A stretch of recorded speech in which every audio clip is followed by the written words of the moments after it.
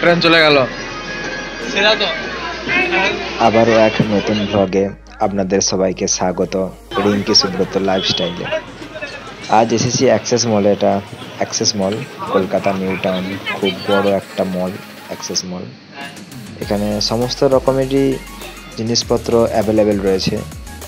বাজার টাইপের শাক সবজি, আদা রসুন।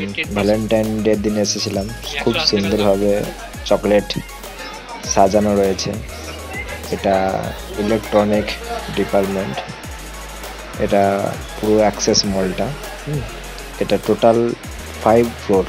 5th ফ্লোরে, টপ ফ্লোরে রয়েছে নতুন করে হবে, মানে গ্রীষ্মের সময় শুরু হবে, জম্মু কাশ্মীরের অভিজ্ঞতা নেওয়ার জন্য।